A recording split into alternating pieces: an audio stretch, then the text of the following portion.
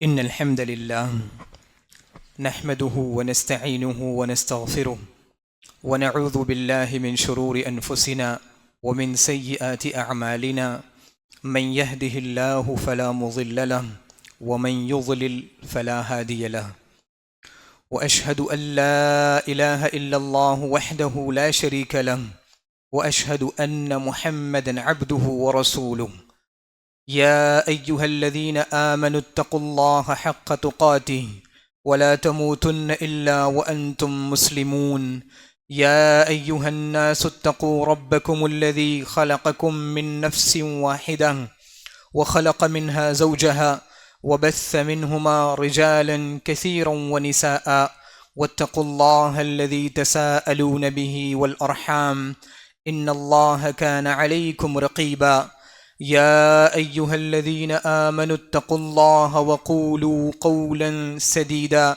يصلح لكم أعمالكم ويغفر لكم ذنوبكم ومن يطع الله ورسوله فقد فاز فوزا عظيما أما بعد فإن خير الحديث كتاب الله وخير الهدي هدي محمد صلى الله عليه وسلم وشر الأمور محدثاتها وكل محدثة بدعة وكل بدعة ضلالة وكل ضلالة في النار۔ محترم حاضرین جمعہ، دینی ملی اسلامی بھائیوں، پردہ نشی ماؤں اور بہنوں، اللہ رب العالمین کا بے حد شکر و احسان، فضل و کرم ہے کہ اس نے ہمیں اپنی مصروف زندگی میں سے کچھ وقت نکال کر عبادت ادا کرنے کے لیے، دین کا علم سیکھنے کے لیے اس مسجد میں جمع فرمایا۔ اللہ رب العالمین سے دعا ہے کہ ہمارا اس مسجد میں حاضر ہونا، عبادت ادا کرنے کے لیے اپنا وقت لگانا، اللہ رب العالمین اسے ہم سب کی مغفرت کا ذریعہ بنائے۔ محترم حاضرین، اللہ رب العالمین نے اس دنیا میں تمام جنوں کو اور تمام انسانوں کو صرف اور صرف ایک مقصد کے لیے پیدا فرمایا ہے، اور اللہ رب العالمین نے خود اس مقصد کی طرف قرآن مجید میں بہت وضاحت کے ساتھ، بہت صراحت کے ساتھ کہا ہے۔ اللہ رب العالمین ارشاد فرماتے ہیں وَمَا خَلَقْتُ الْجِنَّ وَالْإِنسَ إِلَّا لِيَعْبُدُونَ، ہم نے جنوں کو اور انسانوں کو صرف اور صرف اپنی عبادت ادا کرنے کے لیے اس دنیا میں پیدا کیا ہے۔ ہماری زندگی کا مقصد، ہماری پیدائش کا مقصد، ہمارے پیدا ہونے سے ہماری موت تک کا مقصد صرف اور صرف یہی ہونا چاہیے کہ ہم اللہ رب العالمین کی اس دنیا میں عبادت ادا کر لے جائیں۔ اور یہ بہت بڑی سعادت کی بات ہے ایک مسلمان کے لیے، ایک انسان کے لیے، کہ اللہ رب العالمین اسے اپنی عبادت ادا کرنے کی توفیق سے نواز دے۔ یہ بہت بڑی سعادت کی بات ہے۔ اگر آپ قرآن مجید میں اور اللہ کے نبی صلی اللہ علیہ وسلم کی احادیث میں دیکھیں گے تو عبادت کسے کہتے ہیں، عبادت کس طرح ادا کرنی چاہیے، عبادت کو ادا کرنے کا طریقہ کیا ہے، عبادت کو ادا کرنے کا مقصد کیا ہے، اللہ رب العالمین نے قرآن مجید میں اور اللہ کے نبی صلی اللہ علیہ وسلم نے اپنی احادیث مبارکہ میں کئی جگہوں میں بہت وضاحت کے ساتھ اسے بیان کیا ہے۔ میں کوشش کروں گا کہ مختصر انداز میں آپ کے سامنے یہ چیزیں بیان کر سکوں کہ ہمیں کسی بھی عبادت کو ادا کرنے سے پہلے کن چیزوں کا خیال رکھنا ضروری ہے، اور کسی بھی عبادت کو ادا کرنے کے بعد کن چیزوں کا خیال رکھنا ضروری ہے، تاکہ جو عبادتیں ہم ادا کریں وہ قرآن مجید کے مطابق ہو، اللہ کے نبی صلی اللہ علیہ وسلم کی احادیث کے مطابق ہوں، ان عبادتوں سے ہماری ثواب میں اضافہ ہو، اور عبادتیں جب ادا کر لیں تو اس کے بعد چند چیزوں کا خیال رکھنا ضروری ہے، تاکہ وہ عبادتیں، ان عبادتوں کی تاثیر، ان کا اثر ہماری آنے والی زندگی میں برقرار رہے۔ تو چند چیزیں جن کا ہمیں کسی بھی عبادت کو ادا کرنے سے پہلے خیال رکھنا ضروری ہے، ان میں سب سے اہم چیز ہے اخلاص۔ اخلاص کا مطلب یہ ہے کہ ایک مسلمان جو بھی عبادت کرے، چاہے وہ نماز ادا کرے، چاہے وہ حج کرے، چاہے وہ صدقات و خیرات ادا کرے، کوئی بھی چیز، کوئی بھی عبادت ادا کرے، اس عبادت کا مقصد یہ ہونا چاہیے کہ اس عبادت سے اللہ رب العالمین راضی ہو جائے. وہ عبادت صرف اور صرف اللہ رب العالمین کو راضی کرنے کے لیے کی جائے، اللہ رب العالمین سے ثواب کی امید لگا کر کی جائے، اس نیت سے کی جائے کہ اس عبادت کے بدلے اللہ رب العالمین ہم سے راضی ہو جائے گا. صرف اور صرف اللہ رب العالمین کو راضی کرنا اس عبادت کا مقصد ہو.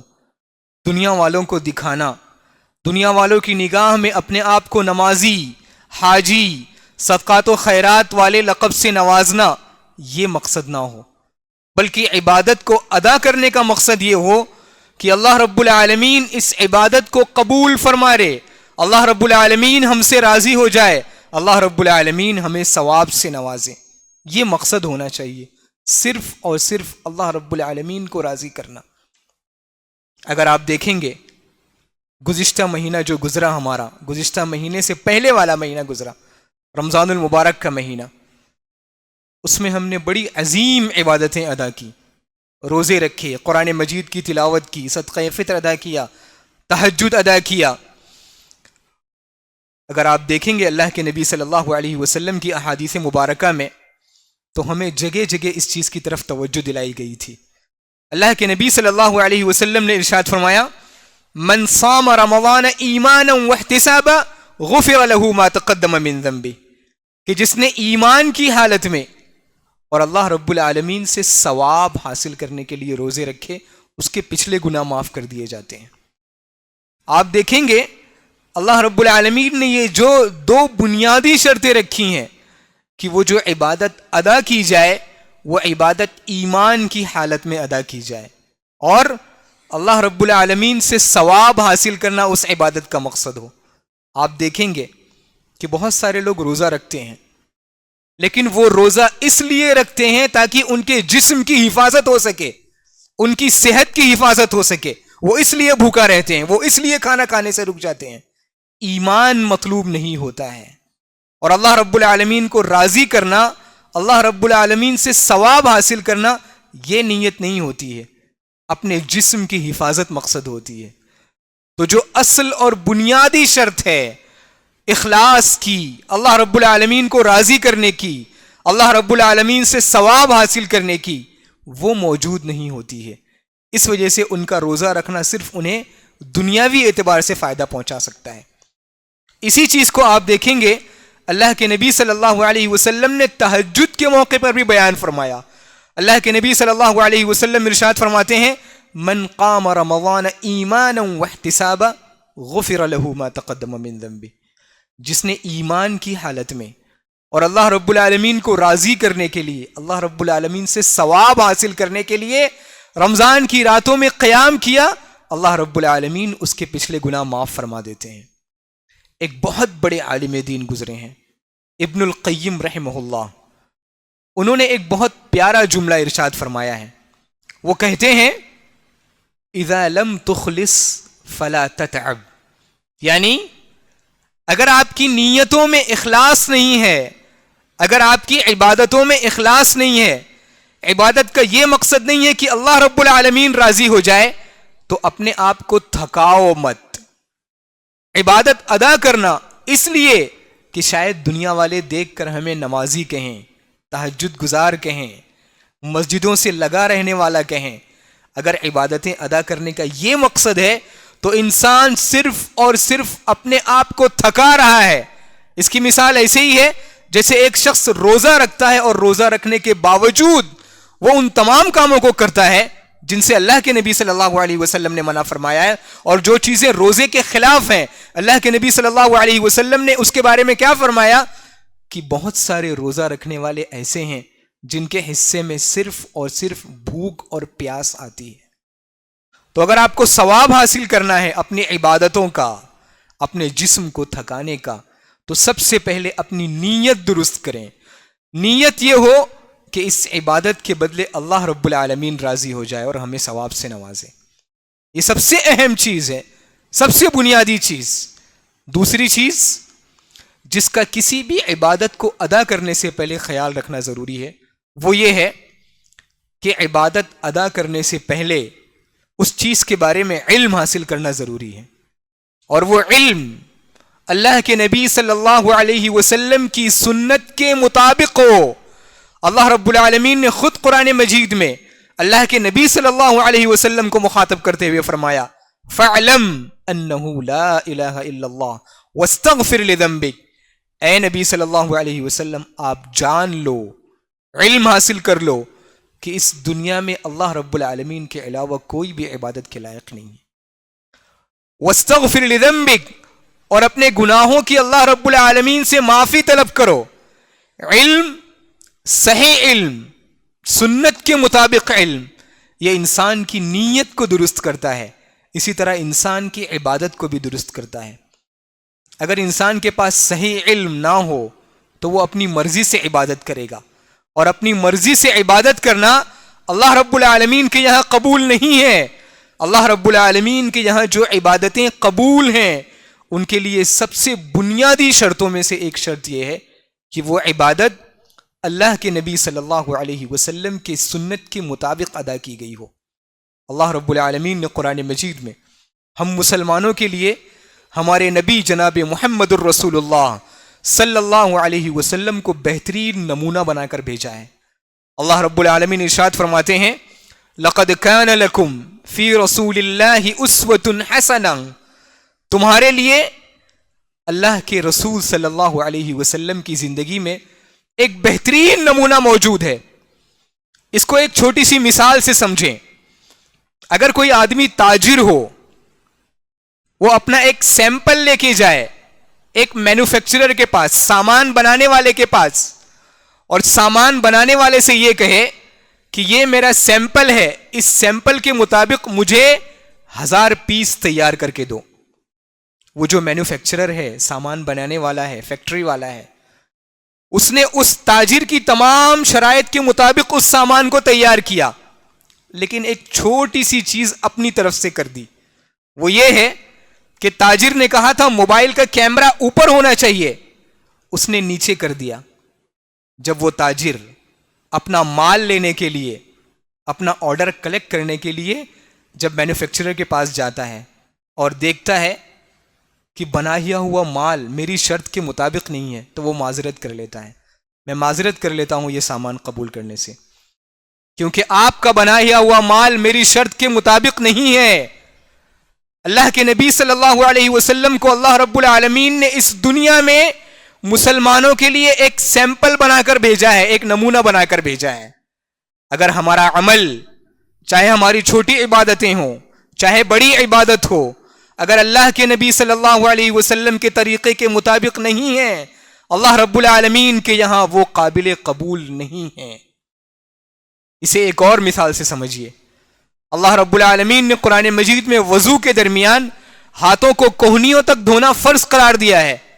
اگر کوئی مسلمان اپنے طور سے یہ سمجھے کہ وضو کرنے کا مقصد ہوتا ہے تمام خاص اعضاء کو ایک حد تک دھلنا، لیکن میں ایسا کرتا ہوں کہ میں پورا نہا لیتا ہوں تو میرا پورا جسم پاک ہو جائے گا، کیا اس شخص کا وضو قبول ہوگا؟ نہیں قبول ہوگا۔ کیوں؟ کیونکہ وہ عبادت ادا کرنا، وہ وضو کرنا اللہ کے نبی صلی اللہ علیہ وسلم کی سنت کے مطابق نہیں۔ اسی طرح مغرب کی نماز 3 رکعت ہے۔ اگر کوئی شخص جوش میں آ کر یہ سمجھے کہ مغرب سے پہلے والی نماز بھی 4 رکعت ہے، مغرب بعد والی نماز بھی 4 رکعت ہے، کیوں نہ میں مغرب کی نماز بھی 4 رکعت ادا کروں، ایکسٹرا نماز ادا کر رہا ہوں، اللہ رب العالمین خوش ہوں گے، اللہ رب العالمین ثواب دیں گے۔ اس کا مغرب کی نماز کو 4 رکعت ادا کرنا ثواب کا نہیں بلکہ گناہ کا باعث ہے۔ اللہ رب العالمین اسے ثواب نہیں دیں گے، بلکہ اللہ کے نبی صلی اللہ علیہ وسلم کی سنت کی خلاف ورزی کے نتیجے میں اسے گناہ ملے گا۔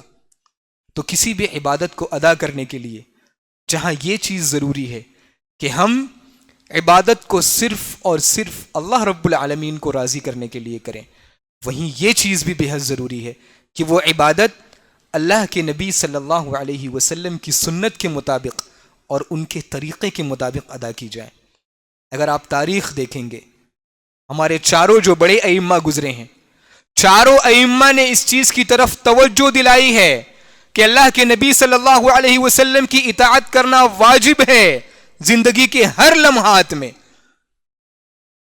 اسی طرح اگر آپ ایک اور چیز دیکھیں گے جس کا کسی بھی عبادت کو ادا کرنے سے پہلے ہمیں خیال رکھنا ضروری ہے، وہ یہ ہے کہ عبادت ایک جذبے سے کی جانی چاہیے، اس امید سے کی جانی چاہیے کہ اللہ رب العالمین سے ثواب حاصل کرنے کے لیے ایک رغبت ہونی چاہیے عبادت ادا کرنے کے لیے. ایسا نہ ہو کہ عبادت ادا کرنا ہم اپنے آپ پر بوجھ سمجھ لیں کہ عبادت نہیں ادا کریں گے تو اللہ تعالیٰ گناہ دے گا. تو عبادت ادا کرنے کو بوجھ نہ سمجھا جائے، عبادت ایک جذبے کے تحت ادا کی جائے اللہ رب العالمین کو راضی کرنے کے لیے. اگر آپ اللہ کے نبی صلی اللہ علیہ وسلم کے صحابہ اکرام کی سیرت دیکھیں گے تو آپ کو ان کے جذبے کے عجیب عجیب نمونے موجود ملیں گے. میں ایک مثال دینا چاہتا ہوں آپ کو. اللہ کے نبی صلی اللہ علیہ وسلم کا ایک غزوہ ہے، غزوہ تبوک. آپ جانتے ہیں کہ تبوک مدینہ سے 800 کلومیٹر دور شمال کی طرف ہے، نارتھ کی طرف.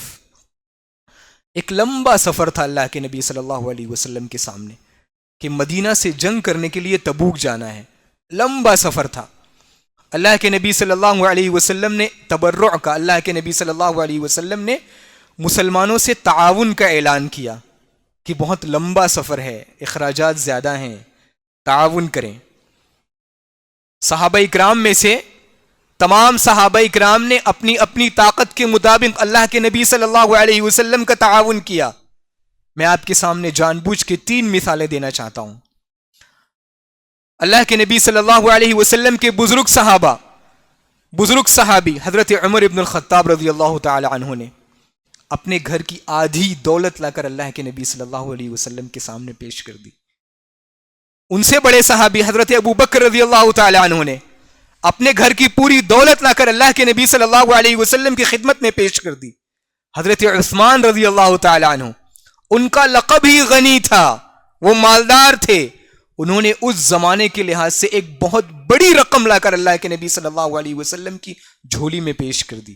اللہ کے نبی صلی اللہ علیہ وسلم اتنی بڑی رقم کو تعجب کے ساتھ اپنی جھولی میں الٹ پلٹ رہے تھے اور کہہ رہے تھے، آج کے بعد اگر عثمان سے کوئی گناہ ہو بھی جائے تب بھی عثمان کو اس کا کوئی نقصان نہیں ہوگا.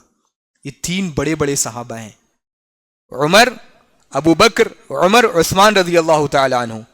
غور کریں آپ، دنیاوی لحاظ سے ان کا مقام یہ ہے کہ یہ اپنے اپنے قبیلے کے بڑے افراد ہیں، اپنے اپنے علاقے کے صاحب منصب ہیں، مالدار صحابہ اکرام ہیں. یہ تینوں صحابہ اکرام مالدار تھے اور دینی لحاظ سے ان کا مقام یہ ہے کہ یہ صحابی رسول ہیں اور اللہ کے نبی صلی اللہ علیہ وسلم کے بعد ان تینوں کو مسلمانوں کی خلافت کی ذمہ داری دی گئی.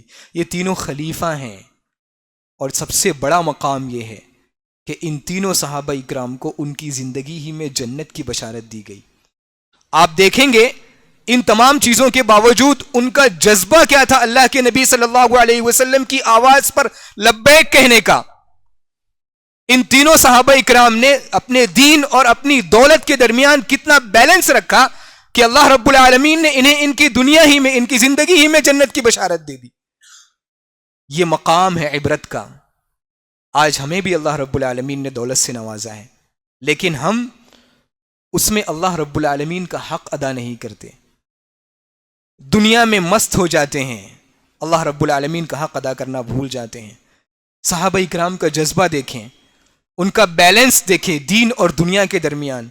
کتنی خوبصورتی سے انہوں نے دنیا کی دولت کو دین کے لیے استعمال کیا، اللہ رب العالمین کی رضا حاصل کرنے کے لیے استعمال کیا. یہ جذبہ تھا صحابہ اکرام کا. اسی لیے جب بھی صحابہ اکرام کا نام آتا ہے ہماری زبان سے بے اختیار ایک بہت پیارا جملہ نکلتا ہے. کیا ہے وہ جملہ؟ رضی اللہ عنہ، اللہ رب العالمین ان سے راضی ہوا. کیا مطلب ہے اس جملے کا؟ کیا گہرائی ہے اس جملے کی؟ کسی سے راضی ہونا یہ دل کا معاملہ ہوتا ہے. اگر آپ اپنے کسی ساتھی سے راضی ہیں، اس کی ضمانت لے رہے ہیں، سامنے والے سے یہ کہہ رہے ہیں کہ مجھے اس پر بھروسہ ہے، مطلب یہ ہے کہ آپ اس کی زندگی کے چند ایسے گوشوں کو جانتے ہیں جن سے سامنے والا واقف نہیں ہے. آپ اس کی تنہائیوں کو جانتے ہیں, اسے بچپن سے آپ نے دیکھا ہے, اسے آزمایا ہے, مختلف موقعوں پر اس کا امتحان لیا ہے. تب آپ کسی کی ضمانت لیتے ہیں کہ مجھے اس پر اعتماد ہے, مجھے اس پر بھروسہ ہے. اللہ رب العالمین نے صحابہ اکرام کی زندگی کو چھان لیا تھا, اسکین کر لیا تھا, ان کی تنہائیوں کو, ان کی عوام کے سامنے کی زندگی کو پورا امتحان لے کر انہیں اس دنیا کے سب سے بڑے ایوارڈ, سب سے بڑے تمغے, سب سے بڑے اعزاز سے نوازا کہ اللہ رب العالمین خود ان سے راضی ہو گیا. رضی اللہ عنہ. کسی سے راضی ہونا یہ دل کا معاملہ ہوتا ہے, اور اللہ رب العالمین دلوں کو بہتر انداز میں جانتا ہے. اللہ رب العالمین راضی ہو جائے یہ ایک مومن کے لیے اس دنیا کا سب سے بڑا انعام ہے. اسی لیے جو صبح و شام کی دعائیں سکھلائی گئی ہیں ایک مومن کو, اس میں ایک بہت اہم دعا ہے, رضیت باللہ ربا وبالاسلام دینا وبمحمد صلی اللہ علیہ وسلم نبیا. اللہ رب العالمین سے دعا ہے کہ اللہ رب العالمین ہمارے اعمال کے بدلے ہم سب سے راضی ہو جائے.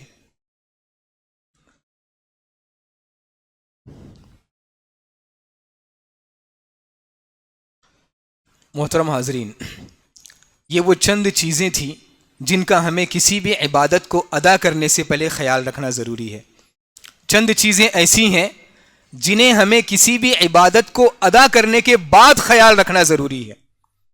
ان میں ایک اہم چیز یہ ہے کہ عبادت ادا کرنے کے بعد ہمیں اللہ رب العالمین پر احسان نہیں جتلانا چاہیے, بلکہ یہ محسوس کرنا چاہیے کہ ہم نے جو عبادت ادا کی ہے یہ خالص اللہ رب العالمین کا فضل و کرم ہے, اس کی توفیق ہے کہ اس نے ہمیں عبادت ادا کرنے کی توفیق سے نوازا.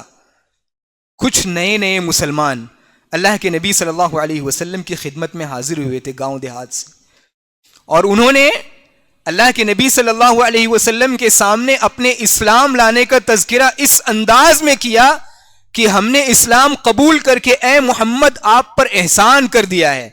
اللہ رب العالمین نے قرآن مجید میں آیت نازل کی, قالت الاعراب آمنا قل لم تؤمنوا ولكن قولوا اسلمنا يمنون عليك ان اسلموا قل لا تمنوا علي اسلامكم بل الله يمن عليكم ان هداكم للایمان. وہ احسان جتلا رہے تھے کہ اے نبی صلی اللہ علیہ وسلم ہم نے اسلام قبول کر کے آپ پر احسان کر دیا ہے. اللہ رب العالمین نے ارشاد فرمایا تم نے اسلام پر احسان نہیں کیا ہے, بلکہ اللہ رب العالمین نے تم پر احسان کیا ہے کہ اللہ رب العالمین نے تمہیں ہدایت کی توفیق سے نوازا. تو ایک مسلمان جب بھی عبادت ادا کرے یہ سوچ کر عبادت نہ ادا کرے کہ میں اللہ رب العالمین پر احسان جتلا رہا ہوں, یہ سوچ کر عبادت ادا کرے کہ اللہ رب العالمین کی توفیق اس کا فضل و کرم ہے کہ اس نے مجھے اس عبادت کو ادا کرنے کی توفیق سے نوازا. اسی طرح کسی بھی عبادت کو ادا کرنے کے بعد جس چیز کا خیال رکھنا ضروری ہے وہ یہ ہے کہ ہمیں یہ یقین ہونا چاہیے کہ ہماری عبادتیں اللہ رب العالمین کے مطلوبہ معیار کے مطابق نہیں ہیں. ہم دنیا میں جتنی بھی عبادت کر لیں, جتنا بھی اپنے جسم کو تھکا لیں, ہماری عبادتیں اللہ رب العالمین کے مطلوبہ معیار تک ہو ہی نہیں سکتی. ابن قیم رحمہ اللہ نے اس کی وضاحت بڑے پیارے انداز میں کی ہے. انسان جب بھی عبادت کرے تو وہ دو چیزوں کا خیال رکھے کہ وہ کس کی عبادت کر رہا ہے. وہ اللہ رب العالمین کی عظمت کا خیال رکھے کہ میں جس اللہ کی عبادت کر رہا ہوں وہ کتنا عظیم ہے. اس کو ایک چھوٹی سی مثال سے سمجھنے کی کوشش کریں. جس دنیا میں ہم رہ رہے ہیں یہ دنیا دوسرے سیاروں کے مقابلے میں بہت چھوٹی ہے, اور جس چیز پر, جس علاقے پر انسان بس رہے ہیں اس کا 70% حصہ پانی ہے, 30% حصے پہ انسانی آبادی ہے. اس 30% حصے پر پوری دنیا آباد ہے. اس دنیا میں ایک بہت بڑا ملک ہندوستان, اس ہندوستان کا ایک بہت بڑا صوبہ مہاراشٹرا, اس مہاراشٹرا کا ایک بہت بڑا علاقہ یہ کوکن کا علاقہ, اس کوکن کے علاقے میں یہ بہت بڑا شہر, اس شہر میں یہ چھوٹی سی مسجد, اور اس مسجد میں بیٹھا ہوا ایک چھوٹا سا انسان. کیا حیثیت تھی ہماری اللہ رب العالمین کی عظمت کے سامنے؟ کوئی حیثیت ہے؟ کوئی حیثیت نہیں ہے. اگر اللہ رب العالمین ہماری ایک سانس روک لے تو ہمارا قصہ اس دنیا سے ختم ہو جائے گا، ہم ایک کہانی بن جائیں گے دنیا والوں کے لیے. تو انسان جب بھی عبادت ادا کرے یہ سوچ کر ادا کرے کہ میں اللہ رب العالمین کی عبادت ادا کر رہا ہوں جو بہت عظیم ہے. اسی طرح انسان جب بھی کوئی عبادت ادا کرے وہ اللہ رب العالمین کی نعمتوں کا تصور کرے. اللہ رب العالمین نے انسانوں کو جن نعمتوں سے نوازا ہے ان نعمتوں کا شمار ممکن نہیں ہے. اگر اللہ رب العالمین اپنی دی ہوئی نعمتوں میں سے ایک نعمت ہم سے چھین لے تو ہماری زندگی بے ترتیب ہو جائے گی، حسرت و افسوس میں گزرے گی. اگر چھینے نہ، وہ نعمت تھوڑی دیر کے لیے کام کرنا بند کر دے تو ہمارا مزاج چڑچڑا ہو جائے گا. اگر ہمارے دانت میں درد ہوتا ہے تو ہم صحیح طریقے سے کھا نہیں پاتے، ہمارا سر دکھنے لگتا ہے، آنکھیں سوج جاتی ہیں، مزاج چڑچڑا ہو جاتا ہے، ہم کوئی کام توجہ سے نہیں کر پاتے، اچھے سے گفتگو نہیں ہو پاتی. آپ خود اپنی زندگی میں تجربہ کر کے دیکھ لیں. یہ نعمت تھوڑی دیر کے لیے کام کرنا بند کر دے تو انسان کی یہ حالت ہوتی ہے. اگر اللہ رب العالمین ایک آنکھ چھین لے، اگر اللہ رب العالمین ایک ہاتھ لے لے تو انسان کی زندگی کتنی حسرت و افسوس میں گزرے گی. تو جب بھی عبادت ادا کریں اللہ رب العالمین کی عظمت کا خیال کریں، اللہ رب العالمین کے انعام و اکرام کا، اللہ رب العالمین کی نعمتوں کا تصور کریں. یہ سوچیں کہ یہ عبادتیں اللہ رب العالمین کے مطلوبہ معیار کے مطابق ہو ہی نہیں سکتی، لیکن اللہ رب العالمین کا فضل و کرم ہے کہ اس نے مجھے ٹوٹی پھوٹی عبادتوں کو ادا کرنے کی توفیق سے نواز دیا. اسی طرح ایک اہم چیز جس کا خیال رکھنا ضروری ہے کسی بھی عبادت کو ادا کرنے کے بعد، وہ ہے عبادت کو ادا کرنے کے بعد اس کی قبولیت کی دعا مانگنا کہ اے اللہ رب العالمین یہ عبادت جو میں نے ادا کی اپنی ٹوٹی پوٹی بے ترتیب کے مطابق ادا کی، اللہ رب العالمین اس عبادت کو قبول فرما. عبادت کی قبولیت کی دعا کرنا. اگر آپ دیکھیں گے بزرگ نبی حضرت ابراہیم علیہ السلام، اللہ رب العالمین نے انہیں حکم دیا کہ کعبہ کو دوبارہ تعمیر کرو. انہوں نے اپنے فرزند حضرت اسماعیل علیہ السلام کے ساتھ مل کر کعبہ کو دوبارہ تعمیر کیا. جب تعمیر کر کے فارغ ہوئے تو اللہ رب العالمین سے دعا کی، ربنا تقبل منا انک انت السمیع العلیم. اے اللہ رب العالمین یہ جو عمل ہم نے انجام دیا ہے اس عمل کو قبول فرما. شیخ ابن باز رحمہ اللہ سعودی عرب کے بہت بڑے مفتی تھے، بہت بڑے عالم دین تھے. جب اس واقعے کو بیان کیا انہوں نے تو بیان کرتے کرتے رو پڑے. آپ تصور کریں اگر کعبے میں کسی کو جھاڑو لگانے کا موقع مل جائے کتنی بڑی سعادت کی بات ہے. اور کعبہ کو دوبارہ تعمیر کرنا اس زمانے کے لحاظ سے جس زمانے میں مشینیں نہیں تھیں، اس زمانے میں کعبہ کو دوبارہ تعمیر کرنا اور تعمیر کرنے کے بعد تواضع کا یہ عالم ہے کہ اس کام کے لیے اللہ رب العالمین سے دعا کرنا کہ اللہ رب العالمین اس کام کو قبول فرما. یہ بہت اہم چیز ہے. کسی بھی عبادت کو ادا کرنے کے بعد اس کی قبولیت کی دعا کرنا کہ اللہ رب العالمین اسے قبول فرما. ایک اور اہم چیز جس کا کسی بھی عبادت کو ادا کرنے کے بعد خیال رکھنا ضروری ہے وہ ہے اللہ رب العالمین سے استغفار طلب کرنا، اللہ رب العالمین سے معافی مانگنا. استغفار کا مطلب یہ ہے کہ اللہ رب العالمین سے اپنے گناہوں کی معافی طلب کرنا. یعنی انسان اس دنیا میں جو بھی عبادتیں ادا کرتا ہے ان عبادتوں کو ادا کرنے میں کچھ نہ کچھ کوتاہی اور کمی رہ جاتی ہے. اگر ایک انسان نماز ادا کرتا ہے تو نماز میں 100% ذہن نماز میں نہیں رہتا، انسان کا ذہن بھٹک جاتا ہے. تو عبادت ادا کرنے کے بعد اللہ رب العالمین سے اس گناہ کی معافی طلب کرنا، یہ کہنا کہ اللہ رب العالمین عبادت میں نے اپنی طاقت کے مطابق ادا کر لی ہے، اگر اس میں کوئی کوتاہی ہو تو اللہ رب العالمین تو اپنے رحم و کرم سے اس کوتاہی کو معاف فرما. یہ استغفار کا مطلب ہے. آپ توجہ دیں گے اگر تو اللہ رب العالمین نے تقریباً تمام بڑی عبادتوں کے بعد ایک مومن کو استغفار کرنے کا حکم دیا ہے. جب بھی آپ سلام پھیرتے ہیں نماز سے تو 3 مرتبہ استغفر اللہ استغفر اللہ کہتے ہیں. کیوں؟ یہ آپ کو احساس دلایا جا رہا ہے کہ عبادت جو ادا ہوئی ہے اس میں یقیناً کمی ہے، کوتاہی ہے. تو اللہ رب العالمین سے رحمت کی دعا کریں کہ اللہ رب العالمین ہمارے ساتھ عدل کا معاملہ نہ فرما، انصاف کا معاملہ نہ فرما. اللہ رب العالمین کے انصاف سے اس دنیا میں کون ٹھہر سکتا ہے اگر اللہ رب العالمین انصاف کر لے تو. لیکن ہمیں یہ درس دیا گیا ہے، ہمیں یہ سکھایا جا رہا ہے کہ ہر موقع پہ اللہ رب العالمین سے رحمت کی دعا مانگی جائے کہ اللہ رب العالمین ہمارے ساتھ رحمت کا معاملہ فرما، ہمارے گناہوں کو معاف فرما. اس عبادت میں کوئی کمی رہ گئی ہے تو اللہ رب العالمین اپنے رحم و کرم سے اس کمی کو دور فرما. یہ استغفار کا مطلب ہوتا ہے. ایک اور اہم چیز جس کا خیال رکھنا ضروری ہے وہ یہ ہے کہ عبادت ادا کرنے کے بعد اس جیسی اور عبادتیں ادا کرنے کی کوشش کرنا. مثال کے طور سے ابھی رمضان کا مہینہ گزرا، رمضان کے مہینے کے بعد شوال کا مہینہ آیا. رمضان میں ہم نے 30 روزے رکھے.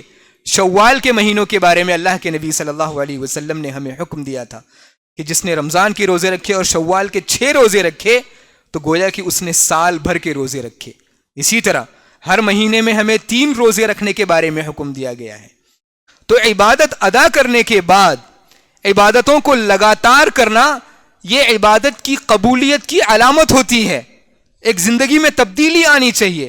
رمضان اسی لیے آیا تھا تاکہ ہم 1 مہینہ اپنی اس طرح ٹریننگ کر لیں کہ آئندہ 11 مہینوں کے لیے ہمارے پاس تقوی کا ایک بیلنس برقرار رہے. آپ دیکھیں گے کئی مسلمان نمازیں ادا کرتے ہیں، حج کرتے ہیں، عمرہ ادا کرتے ہیں، مگر ان سب کی چیزوں کے باوجود ان کی زندگی میں تبدیلی نہیں آتی. کیا وجہ ہے؟ وجہ یہ ہے کہ وہ جو عبادت ادا کرنے کا ایک جذبہ تھا، ایک وقتی جوش تھا، صرف اس جوش کے تحت ایک روایتی انداز میں وہ عبادت ادا کی گئی. عبادتوں کی اصل تاثیر یہ ہوتی ہے، عبادتوں میں تبدیلی یہ ہوتی ہے، انسان کی زندگی میں تبدیلی، کہ اس عبادت کو ادا کرنے کے بعد اس جیسی اور عبادتیں کی جائیں. آپ دیکھیں گے کہ ہمارے کئی مسلمان، کچھ مسلمان حج سے پہلے ان کی جیسی زندگی تھی وہی زندگی حج اور عمرے کی ادائیگی کے بعد بھی ہوتی ہے. اگر عبادتیں ادا کرنے کے بعد آپ کے اندر تبدیلی آئی ہے تو مطلب یہ ہے کہ وہ عبادت قبول ہوئی ہے. اگر عبادتیں ادا کرنے کے بعد تبدیلی نہیں آئی ہے، وہی زندگی جو عبادت ادا کرنے سے پہلے تھی، مسجد میں داخل ہونے سے پہلے وہی زندگی تھی، جو نماز ادا کرنے کے بعد باہر کے معاملات اگر ہمارے درست نہیں ہوئے تو وہ عبادت ہم نے روایتی انداز میں ادا کی. ہمیں اللہ رب العالمین سے دعا کرنی چاہیے کہ اللہ رب العالمین ہمیں روایتی مسلمان نہ بنا. رب العالمین ہمیں اپنی زندگی میں عبادتوں کی تاثیر کو برقرار رکھنے کی توفیق عطا فرما. رب العالمین سے دعا ہے کہ رب العالمین جو کچھ ہم نے سنا ہم سب کو اور سب سے پہلے مجھے اس پر کہنے اور سننے سے زیادہ عمل کرنے کی توفیق عطا فرما. رب العالمین ہم تمام مسلمانوں کی گناہوں کو معاف فرما. رب العالمین دنیا میں جہاں کہیں بھی مسلمان پریشان حال ہیں رب العالمین ان کی پریشانی کو دور فرما. رب العالمین ہمارے بہت سارے مسلمان بھائی قرض خواہ ہیں، رب العالمین ان کے قرض کو ادا کرنے کا غیب سے انتظام فرما. رب العالمین ہمارے بہت سارے مسلمان بھائی نیک اور صالح جوڑے کی تلاش میں ہیں، رب العالمین انہیں نیک اور صالح جوڑا عطا فرما. رب العالمین ہمارے بہت سارے مسلمان بھائی نیک اولاد کے لیے ترس رہے ہیں، رب العالمین انہیں نیک اور صالح اولاد عطا فرما. رب العالمین اس مسجد میں نماز ادا کرنے والوں کی مغفرت فرما. رب العالمین اس مسجد کو قائم کرنے والوں کی، اس مسجد کی تعمیر، ترقی، خدمت میں حصہ لینے والوں کی مغفرت فرما. رب العالمین اس مسجد کی تعمیر و ترقی اور اس کی خدمت کو ان کے حق میں صدقہ جاریہ قبول فرما. آمین. تقبل یا رب العالمین. عباد اللہ رحمکم اللہ، ان اللہ یأمر بالعدل والإحسان وإیتاء ذی القربى وینہی عن الفحشاء والمنکر والبغی یعظکم لعلکم تذکرون واذکروا اللہ العظیم الجلیل یغفر لکم وادعوه یستجب لکم ولذکر اللہ اعلی واولی واجل واتم واکبر.